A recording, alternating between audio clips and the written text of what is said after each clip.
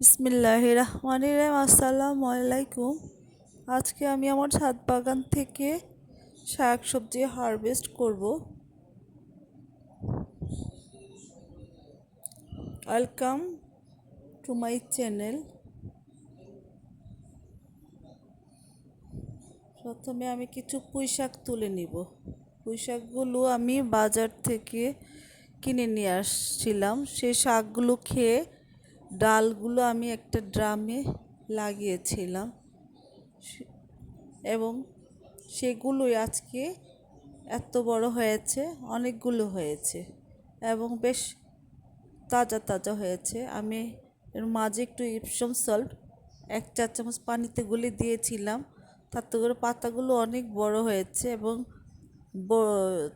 একটা ডাল 4-5টা ডাল হয়েছে এবং আমি ডালগুলো কেটে দিলে অনেকগুলো ডাল হবে। পুঁই শাকের যত ডাল কাটা যায় ততই ডাল বের হয়। আমার একদিনের যতটুকু লাগবে ততটুকু আমি শাক কেটে নিয়েছি।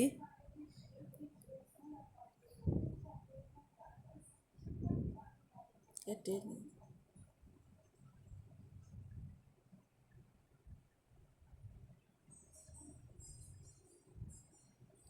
মাঝে মাঝে একটু এপসম সল্ট দিলে গাছগুলোর পাতাগুলো বড় বড় হবে।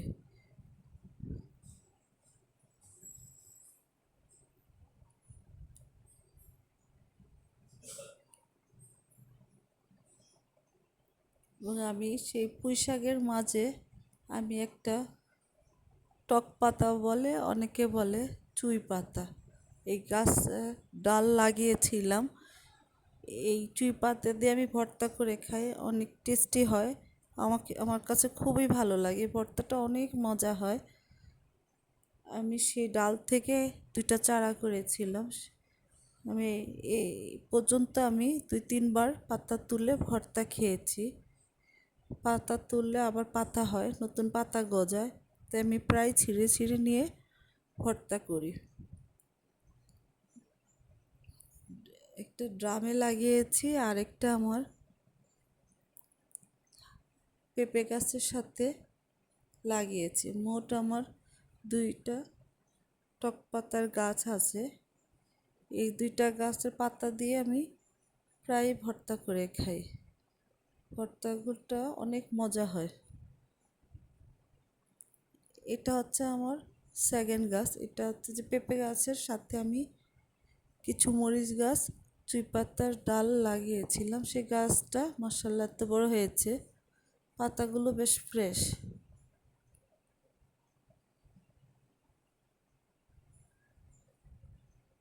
আমি একদিনে যতটুকু পাতা লাগবে ততটুকু পাতা ছিঁড়ে নিচ্ছি। এবং এটা আমার 12 মাসি আমড়া গাছ। সে আমড়াগুলো অনেক মিষ্টি হয়, সারা বছর ফল থাকে, ফুল ফল সব সময় থাকে। আমড়াগুলো খুব মিষ্টি হয়, খুব একটা যত্ন লাগে না আমড়া গাছে, মাসে একবার খৈল পচা পানি দিলেই হয়।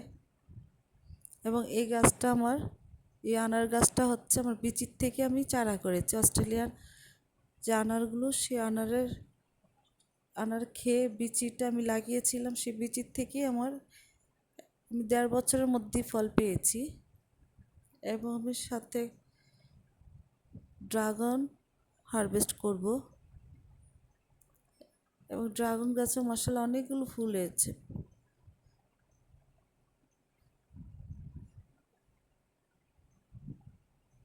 একদিনের জন্য আমার যা যা লাগবে আমি অতটুকু পেরে নিয়েছি। একটা সাথে লেবুও পেরে নিলাম। এটা হচ্ছে আজকের আমার হারভেস্ট, ছাদ বাগান থেকে প্রাপ্তি ফসল। Thanks for watching.